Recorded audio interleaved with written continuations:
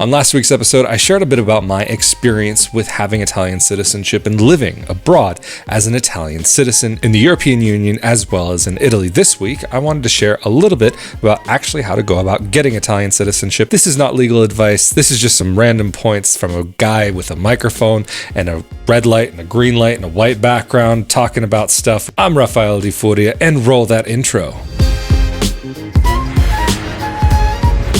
Like I was saying before, this video is not legal advice, so do not take it as such, and it purely exists for entertainment purposes. But if you are interested in more details from somebody who is qualified about Italian citizenship, be sure to check out the Italian Citizenship podcast that I co-host with Italian attorney Marco Permunian. But for this overview of getting Italian citizenship now in this day and age, what are the basics? Firstly, let's talk about the situation for a family line that goes through a woman who gave birth to her child before 1948. So for example, say your great-grandmother was born in Italy, and that is your connection to Italy.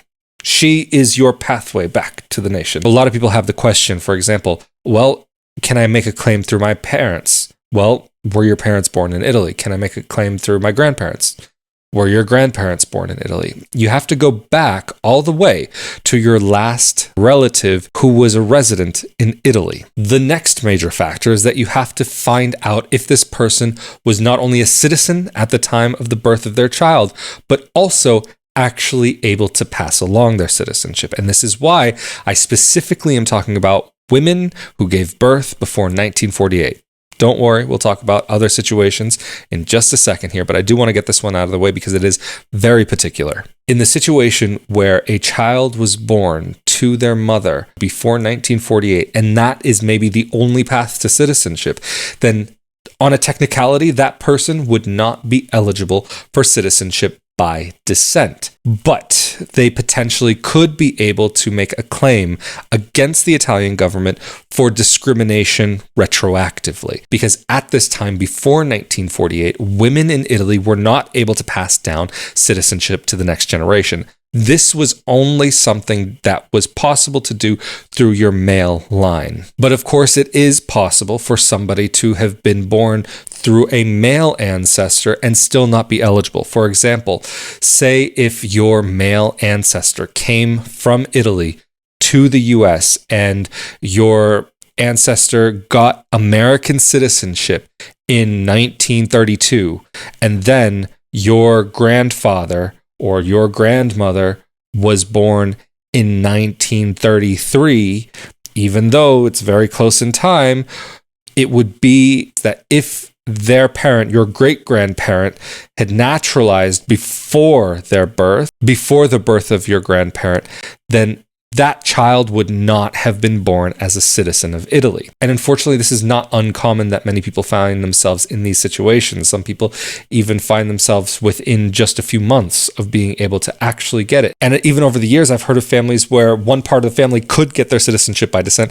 because of the dates, how they lined up. But then the other part of the family, from the younger part of the family, they weren't able to because of that particular detail. So, like I said, we were going to be going over what if your family goes through a male line. This is basically the situation here, that if, say, your great-grandfather was born in Italy, then left Italy, and then his child was born right on time to be able to get passed down citizenship, regardless of whether they were recognized as a citizen or not, because this is actually a very major factor with Italian citizenship by descent. As long as you can trace your family line back through an unbroken chain, then it is possible to make a claim for Italian citizenship by descent.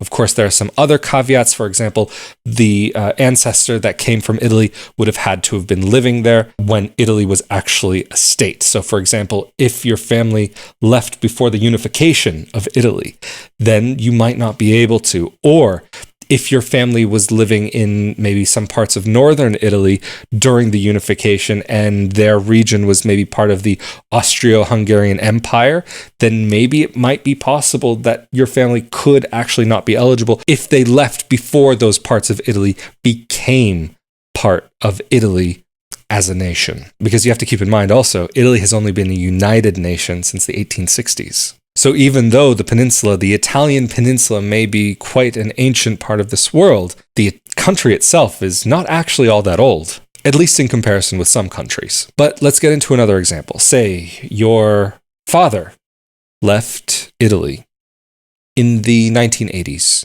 and then you were born in 1992, but your father naturalized in 1990.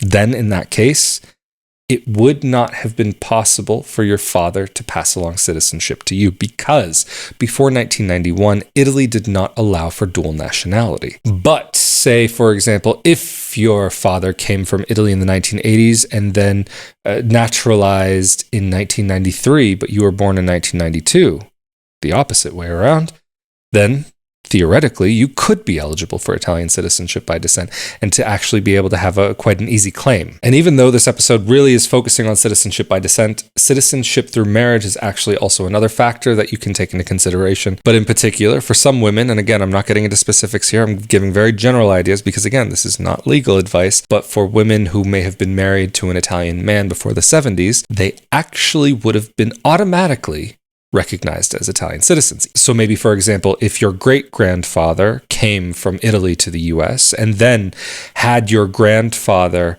in the US, and then this grandfather of yours maybe didn't even know officially that he was technically Italian, could have actually passed his citizenship onto your grandmother, and your grandmother might not have ever known that, who knows, maybe she was Irish, Russian, Japanese. Maybe she could have actually also technically been an Italian citizen, or maybe even she technically still is an Italian citizen. There are a lot of caveats and a lot of things that you have to look into. Again, just an overview in this episode. But just before we get into this next point, though, I do want to say a huge thank you to those of you who helped to make this project possible on a monthly basis through rafaeldifuria.com/support, as well as patreon.com/rafaeldifuria, as well as the super thanks button here on YouTube. All of the links are down in the more info section below and below this video on YouTube. If you're consuming this on your favorite podcasting player of choice, feel free to come on over to YouTube. There are always some interesting conversations down in the comments section below these episodes. And of course, with all of that said, again, thank you so much for all of the support. And for those of you who do share these episodes with your friends, it really does make a difference. And let's get back into the rest of the episode. Say you have figured out that you are eligible for Italian citizenship. Hooray, hoorah, let's get this going. What's the next step? The next step's the hardest, is finding all of the documentation to actually prove you have this connection with an Italian citizen and that they didn't lose it. Because it's not just enough to say that there's this unbroken chain that I am Italian, I have come from this lineage of Italian people and I'm proud. That's wonderful, that's great, that's fantastic. However, you need to be able to document this. How can you do this? Birth certificates, death certificates, marriage certificates. You'll need copies of the birth, marriage, and when relevant, death certificates for each person in your direct family line. There are potentially going to be some consulates that may ask for some of the birth certificates and certain documents of people who were not in your direct family line going back to Italy, like, for example, a husband or a wife who married into that line of your family. And then also you will need your own birth records, potentially marriage certificate if it's applicable. And then if you have any children, you'll want to have all of their documents, because especially if you have minor children and you're thinking about going through this, you're going to make things much simpler for them if you do this while they're still under the age of 18 and finish the process before they turn 18. This will not only save your children and potentially grandchildren and great-grandchildren not only time, but headaches and potentially even money. But where are you going to get these documents? Some states you might have to get things through a city hall, some things through a hospital, or some things through health registry. It's going to depend, like wherever you can get the birth certificate, whatever competent authority there is for that. And then also there are going to be some states where maybe you might not have access to someone's birth certificate if they're still alive, and if it's a state that requires, based on privacy laws, for them to be actually able to okay the release of this documentation. And then when it comes to things like naturalization records, you're going to have to start looking at USCIS. I know there are a lot of people who do look, for example, Ellis Island records or ship manifests, and while those can be useful and helpful to find the final documents that you would actually need, those aren't necessarily going to be usable or even relevant to this process. So maybe when you're looking for a ship manifest or Ellis Island records, you might be able to use that to find where your ancestor came from, like maybe even the province or a town within the province where that person could have come from. And that can help you to find their birth certificate from the records in Italy. Then, of course, there is the big question. Do you do this by yourself, DIY, or do you hire someone to help you with it? I can say, as someone who did everything DIY, I wish I had had somebody competent to help me. This is why I genuinely have only good things to say about Italian citizenship assistance. They're not paying me to say this, by the way. I do genuinely believe in the services that they offer. And I'm not saying this just because we do a podcast together. It's actually quite the opposite. It's because I actually have faith in their services is why I was interested and willing to do the podcast and all of these projects that we do together, including the Italian real estate podcast, as well as now Ask the Italian Lawyer with Marco Permunian. I can say genuinely that Marco and I have become very good friends over the years. It has been quite a while since we first were in contact, and he and I got into contact very soon after I originally arrived in Italy, and it just built out from there. But can you do this process on your own? Most definitely. Are there people who do it with success? Absolutely. When are going to be the times that it might be more helpful to have somebody helping you? So for example, let's say that you are needing to get a document from Italy, but you don't know how to do it. You don't know how things work. Then in that case, having somebody to help you get that document can be extremely useful. And if you don't know how to locate certain documents in the US, then again, it can be very useful to have someone there to gather these for you. But then, of course, there are also the certifications that you need on these documents. And so how do you get those certifications? Can you find out how to do this on your own, how to get an apostille, how to get the right full copy of things?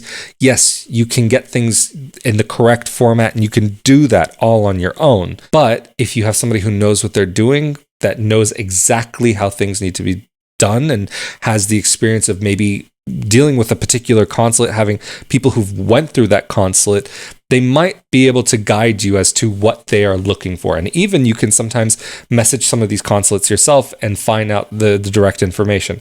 The likelihood of getting a response these days can be tricky, to say the least, but many consulates do have the information on their website, at least to some extent, but sometimes they might not have every last little detail. But of course, you have the option to decide whether you're going to be making this application in your country of residence, so let's say, for example, the United States, or to make the application in Italy. If I were to do this all over again and I had everything done right, I would probably go the route of applying through Italy. As many of you know, getting an appointment these days has become much more difficult in the US. It's become a much more popular process, and there are many people trying to do this.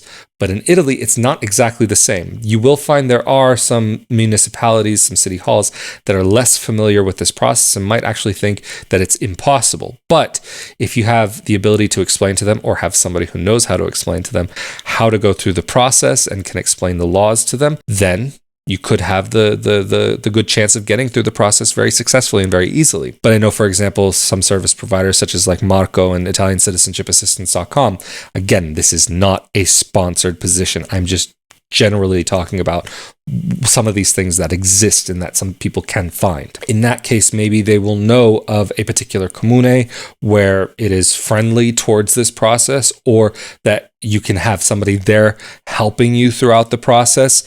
All of these different options exist. But something to keep in mind is that you cannot do this while you're on a trip in Italy. You can't just stop by the city hall and say, hey, I'm here, make me Italian. No, it does not work like that at all. If you're making a claim and submitting a petition for Italian citizenship by descent, you have to do this in the location with jurisdiction over the area you are living in. But again, though, this is not legal advice. This is just some guy here for entertainment purposes only, to paint with a broad brushstroke and talk in a very generalized way about how it could be possible for some people to get Italian citizenship through their ancestry. Going back to the topic of residency, in Italy, if you want to take up residency there, you can't just simply arrive and show up in an Airbnb and use that as your address, or use a hotel as an address.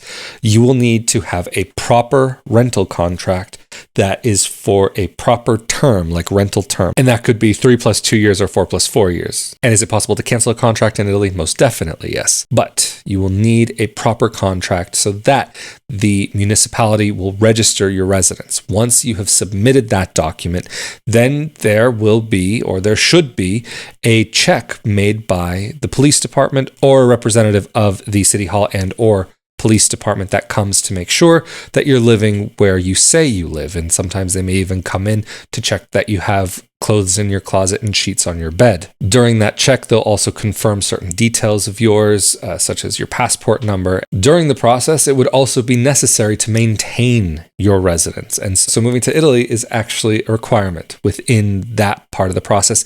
If you are making a normal petition for Italian citizenship by descent. Is there a way around this? Kind of. Let's get back to also talking about the other option is that you can apply in the country where you are already a resident and not have to relocate anywhere. The downside, the wait to get an appointment for a consulate or having to try to refresh a web page over and over again to maybe have the chance of getting an appointment. Again, this would be one of the reasons why I might personally be more interested in making an application in Italy. And it can be a really wonderful experience from what I've seen from people who've gone through it. I actually wish I had. What is the alternative to living in Italy or making an application in your country? This is where things get a bit tricky. So, like I was mentioning before, if you have to go through one of these 1948 cases, one of these 1948 processes, so to speak, you would then actually have to have a lawyer go and represent you in a court in Italy and make the argument that your ancestor was treated unfairly under Italian law and that she should have been able to pass down her citizenship. But again, this is only if you have a female ancestor that your family line goes through who gave birth to her child before 1948. But what if your family line doesn't fit within a 1948 case? Do you have any other options? You might.